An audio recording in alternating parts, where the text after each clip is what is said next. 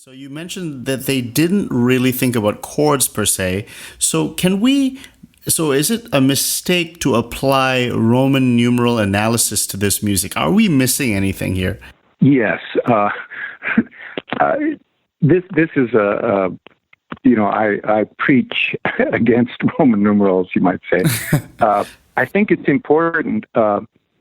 I'll just try and quickly outline where they came from.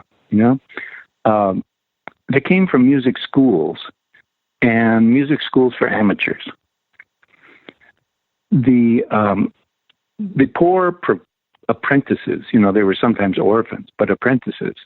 The kids who entered the Paris Conservatory or the Naples conservatories, they did this 6 days a week, dawn to dusk, for about 10 years.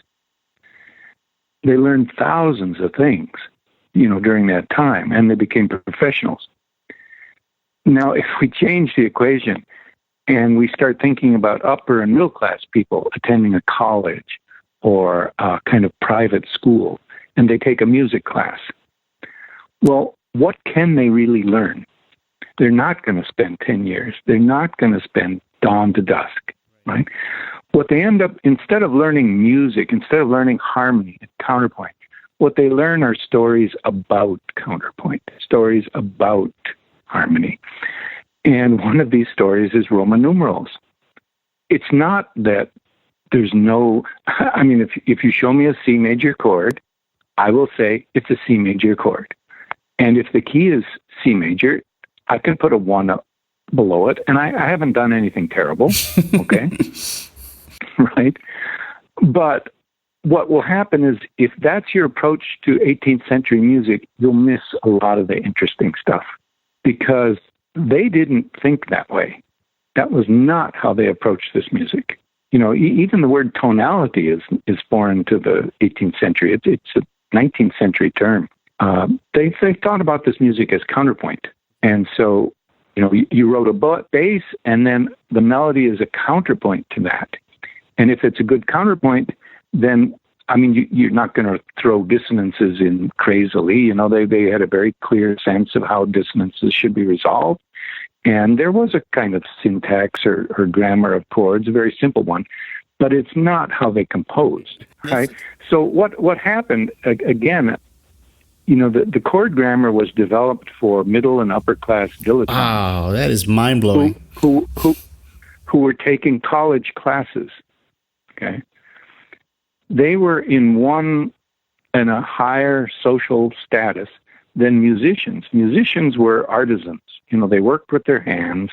They went to trade school, and they worked for the people who got to go to college. So the artisans spent a lifetime learning all the details of this stuff. And in college, they just learned about it.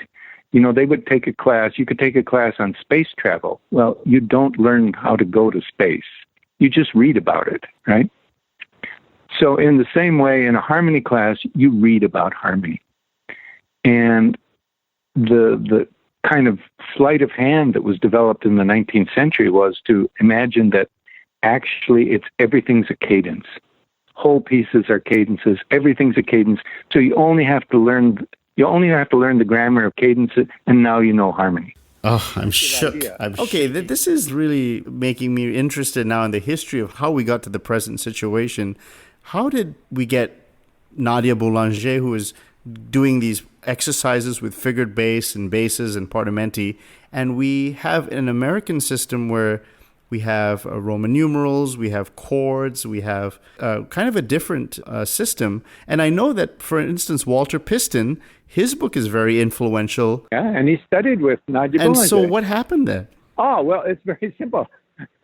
There's an influential 1926 book by Archibald T. Davidson, who was the Glee Club director at Harvard, but also an early musicologist, one of the founders of the American Musicological Society. His book is titled Music Education in America. What's wrong with it? What can we do about it? The truth was that, there's a class distinction. In America, we like to pretend that we don't have different social classes. But, in Europe, musicians were in the lower classes. They worked with their hands. They were artisans. And the people who went to universities were upper and middle class. Okay? They took courses. They could take a course in geology, but they didn't learn how to become a miner, right? they didn't dig coal in the dirt. They just read about it. So, you had a choice. You could become a kind of slave to a music education, spend 10 years as an apprentice, and then work in a fairly poorly paid job as a professional musician. Or you could be a middle or upper class person and take a course about music. It would last 14 weeks, and you'd learn a little about this and that, and then you go on and do whatever you were going to do otherwise. So there's this class distinction. And so the American universities had to decide, exactly what is music. Is it a subject or is it a vocation?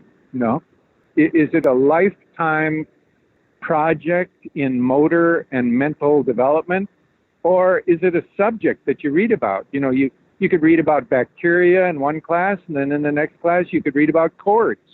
So the people that had to push music into the university were the same people that helped develop Roman numerals.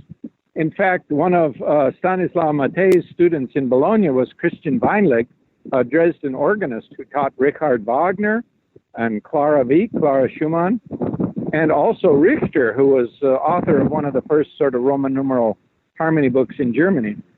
Anyway, this is all to say that Roman numerals are a kind of social adaptation to a class full of students who know nothing about music. And so it's a pretend game.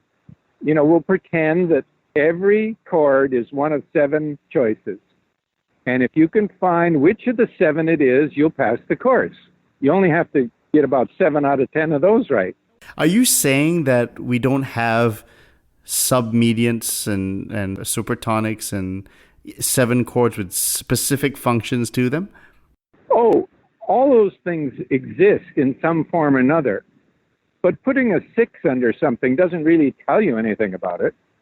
And you may be able to do it very well, but then if somebody asks you to compose a piece of music in the same style, you probably can't do anything. In other words, what you're learning about harmony. You're not actually learning harmony. I mean, if a person is able to make fine professional level harmonizations of a melody or a bass, you can almost guarantee that they learn that skill outside of a college or a university. Academic courses don't teach those skills. Could I ask about what your perspective is on perhaps, like we mentioned the Walter Piston book, but there's also Roger Sessions wrote a book on harmony and all these 20th century books on quote unquote harmony that deal with a lot of these chordal things. Are we to say that these books are also kind of for upper class kids learning music, and it's, if you really want to get to the real stuff, you have to dedicate yourself to a serious study of counterpoint? Yeah, I would say that's true. Yes. At least, I'm talking about the classical tradition. If you want to understand the classical tradition, it comes through counterpoint. I mean, harmony was never a subject in Naples. There was never a course that you took called harmony. There's no question that chords exist from the simultaneous sounding of various tones, but several professors at the Paris Conservatory over the years have written that, in some sense, harmony is a kind of an illusion, and it's a byproduct of good counterpoint.